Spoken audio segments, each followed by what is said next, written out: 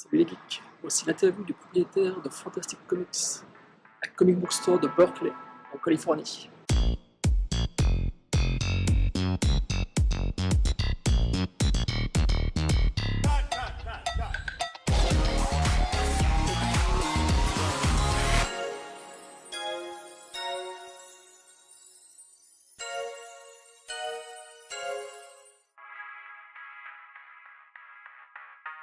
My name is Uel Carter.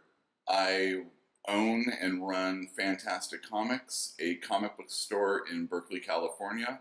The way I got into selling comics is I've been a fan all my life. And I originally wanted to write comic books, work in the comic book industry, and as those dreams faded, working in a retail establishment presented itself to me, and it's the next best thing.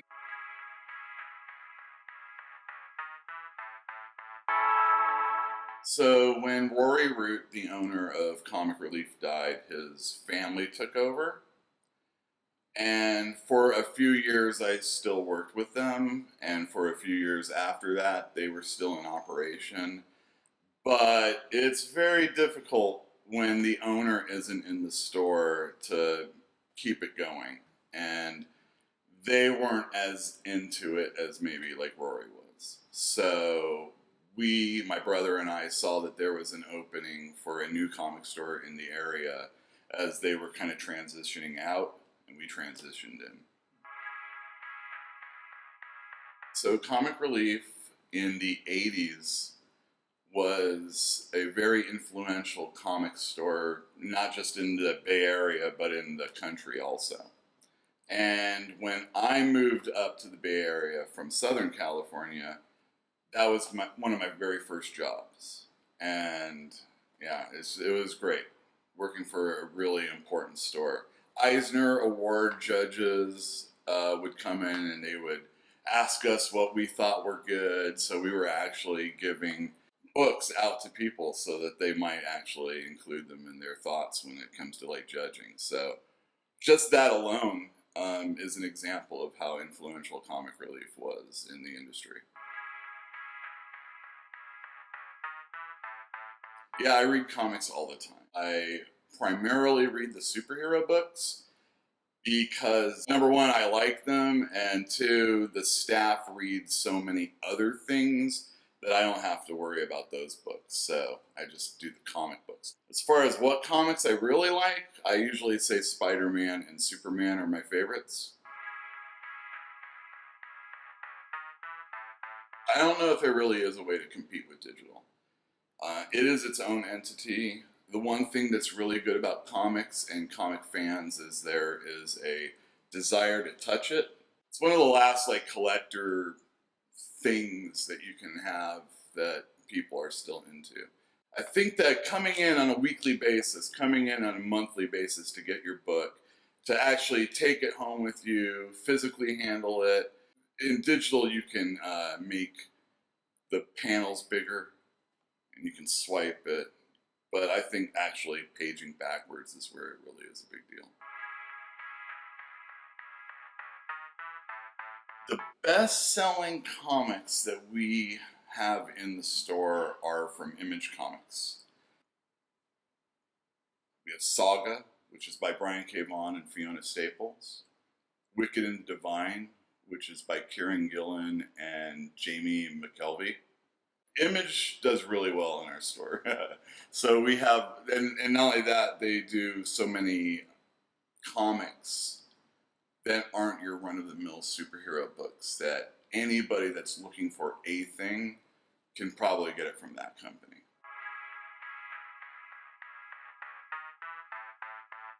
So the average age of our customers, you have to take into consideration that we're right next to a college, Berkeley campus. So we have a lot of 18 to 25-year-olds, but we also get a lot of families in. So we have kids that come in with their parents. So I would say maybe like anywhere from 10 to 40.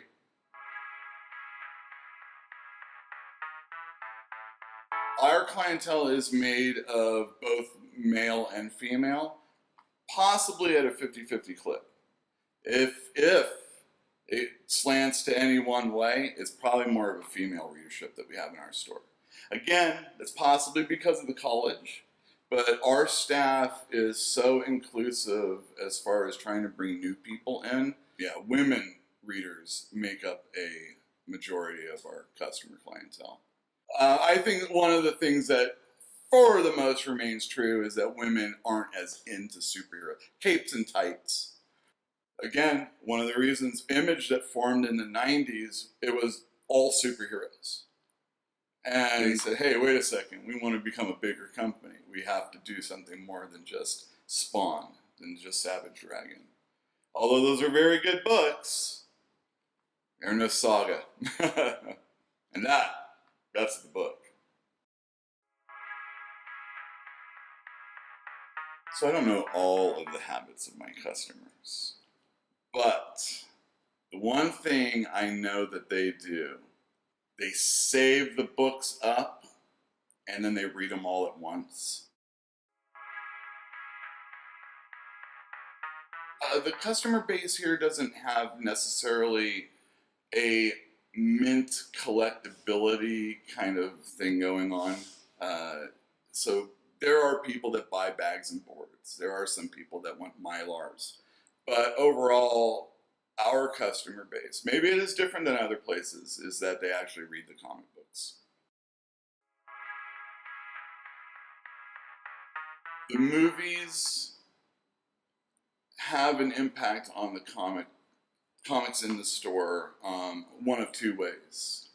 It gets people in to buy the comic book who normally would maybe not have stepped into a comic book store. And especially with Marvel movies, the movies drive the comic book. They don't want too many people coming in and seeing something so different. So the costumes are a lot more similar these days. With movies, you have like Halloween costumes. And in comic books, cosplay is such a big deal. They're actually trying to make the comic books and the movies look like something that someone can dress in.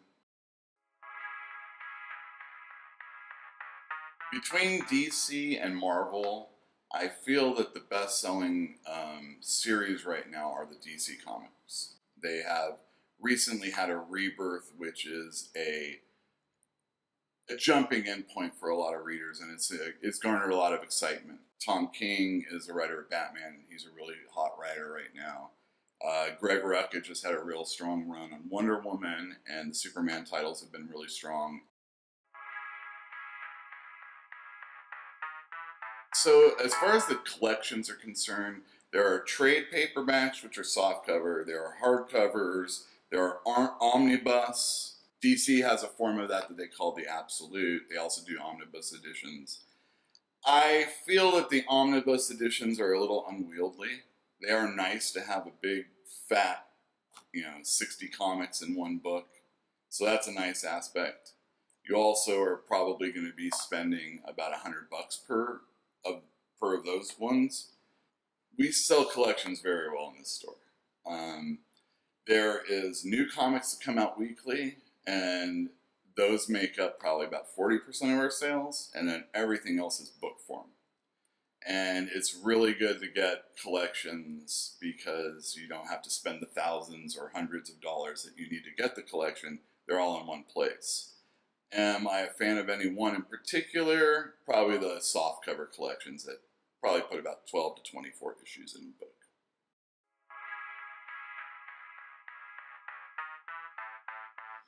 So in comic books, when especially I'm buying from the customers, usually it's vintage materials, the condition makes a big difference in how much I'm going to give and how much I'm going to price things at.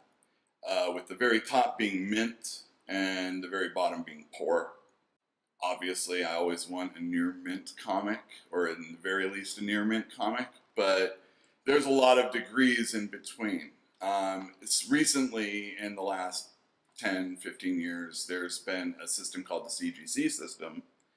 What they do is they grade the books on a decimal system, and then they'll slab it. So you can't take your comic book out of that without that grade not being being legit anymore. The one thing that's good about CGC is that if I'm selling something online, you as a buyer know exactly how good the book's going to look when it comes to you. So we have signings all the time. There's been a lot of people that we've had come through our store, but the most famous as far as comic books are concerned, the most famous person I've had in the store was Neil Adams. Neil Adams is well known for doing a lot of DC cover art in the 60s. He drew and at times wrote pivotal stories in Batman. And yeah, he came in the store and he was a wonder. I thought he was really great. He told stories. He knows how to work a line. He's a true professional in every sense of the word. Well, I was talking about Greg Rucka on Wonder Woman. He's been in a few times. He's also written for Batwoman. He also writes Lazarus for Image, and he's pretty outspoken and fun guy. The alternative to Marvel and DC, I've already mentioned Image, so I'm going to put them to the side. Dark Horse. Dark Horse has the rights to do 20th century characters like Aliens, Predator, so they're known for that.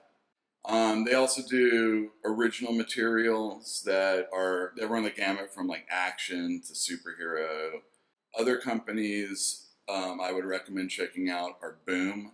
They, for the most part, don't do superhero titles, so they're doing like horror, mysteries, that type of thing, and then they have a children's line. So my favorite superhero title that is not Marvel and DC is Black Hammer by Dark Horse. It doesn't necessarily need a lot of people to know about it more because it won an Eisner for the best new series. But people that just buy Batman, Superman, Wonder Woman, Spider-Man, they aren't probably going to know about it. And it is a fantastic superhero series. It's written by Jeff Lemire. It's drawn by Dean Ormston, and it's a fantastic story about old-timey heroes that kind of get shunted off into this 50s universe where they don't know how they got there, they don't know how to get out, and what they ultimately end up doing is try and make a sort of life amongst themselves in this, that's hands down my favorite book that's coming out. Fantagraphics recently got the Hernandez brothers to come back to Love and Rockets. So they've been publishing magazine-sized comics. There's been 3 of them so far. Scholastic does books. They have Amulet. They republished the Bone series by Jeff Smith. Raina Telgemeier does books like Sisters, Drama, Ghosts. Fantastic books. I know about the European comics when they come into America, usually by another company. Humanoids has been distributed by DC in the past, but most recently they have had on their own, a bigger space in the order book that I shoot from. I get Lucky Luke in the store. When I can, I get Tintin, Asterix. These are the European books I mostly concentrate on, and books by Moebius. Moebius, up until recently, only the in-call was something I was able to purchase, but Dark Horse has been, well, they began the Moebius library, and they started with The World of Edena. I mean, as far as like European comics that I've read a few, mostly from the Humanoids line, Jodorowsky. I read The White Llama. I read The Dormant Beast. Usually the smaller ones. I never got through the entire Nick Copel trilogy.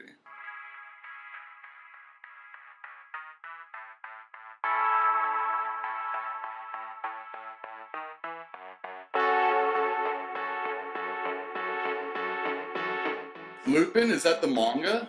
Phantomas, is that the X-Men character that we're talking about? No, okay. No, I don't know any of these characters. I didn't even know that you all did superheroes. I'm not familiar with very many French superheroes, and the only ones that I do have been in American comics, like Batroc the Leaper. He's a Captain America villain, and actually, Phantom. No wait, what's his name? I think it's Phantom X. Is an X-Men character, and he's a Frenchman who has like a he has like a female side and also like this ship side, and they're all in him, and he's a real crazy character. He's a mutant. What do you expect? I don't know what our numbers are. The problem with knowing about numbers is that New York and LA and those kinds of places blow me way out of the water. We were the #2 reorder store in Northern California.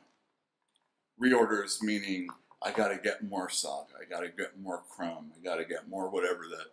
So there's previews, the stuff that comes out weekly/monthly, and then there's Diamond, which I get all my reorders from. You need to have The Killing Joke, you need to have Dark Knight Returns, and that's reorders. So we were like #2 in Northern California, and I was getting a big head. I was like, oh, really? Well, tell me about, what does that mean, and everything. I mean, well, like, what about Southern California? And yeah, Pasadena, I guess, is like ridiculous as far as like, money. I mean, they've got millions of people that, walk through there. LA, New York. So my big head got shrunk real fast. They just put a pin in it. The actual name of the book is Previews. We actually order extra copies so that customers can come in and purchase. There used to be 2 major distributors, Capital and Diamond. Now there's only Diamond. I guess it's a monopoly, but not one they meant to have. And every month, this 500 plus page book, I order from comic books, t-shirts, posters, toys, every month.